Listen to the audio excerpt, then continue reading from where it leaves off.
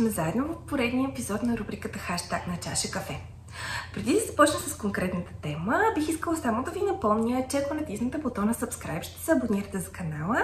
Ако кликнете и върху камбанката, ще получавате известия за всяко ново видео, което кача. Сега, темата отново е вдъхновена от разговор с този път много дами, не само една, така че реших да снимам видео на темата. И това е, че в ежедневието ни все повече прибягваме към онлайн запознанствата и търсим този канал за среща с нови хора. Факт е, че след една определена възраст ни става по-трудно да срещаме нови хора, защото вече познаваме приятелите на приятелите си, ежедневието ни е завъртяло в това да ходим на работа, да спортуваме, но вече сме виждали в общи линии повечето хора, с които можем да се срещнем през тези канали и затова онлайн запознанствата започват да стават все популярни, особено след COVID. В общи линии тогава това беше единствения канал да се запознаеш с някой нов.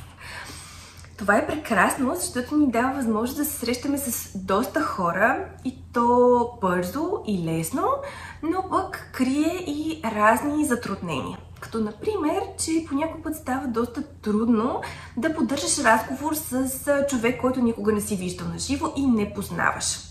И особено ако вие сте малко по-стеснителна, човека е малко по-интровертен, може нещата тотално да запекат. Именно за това ще ви дам една идея, която вече е отработена, с което мисля, че много ще може да улесните комуникацията. И това е една игра. Може да му предложите, искаш ли да играем една игра? Гарантирам ви, че ще каже да, защото на мъжете това им звучи много предизвикателно и много интересно. И правилата са следните. Задавайте си въпроси един на друг. Например, какво работиш?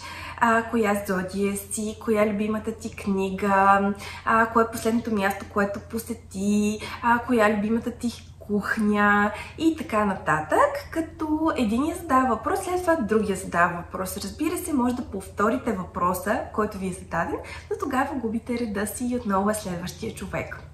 Надявам се темата да ви е била интересна, надявам се това да ви бъде полезно, да имате възможност скоро да го приложите, защото ви гарантирам, че наистина ще улесни комуникацията и ще ви даде възможност да се познаете, така че когато се видите на живо, ще имате какво да си говорите и какви теми да донадграждате и да обсъдите. Пишете ми как е преминало, ако успеете да го приложите скоро и естествено за други теми, които ви вълнуват и бихте искали да снимам видео. А сега ви пожелавам една усмихната, много прекрасна и много спокойна неделя.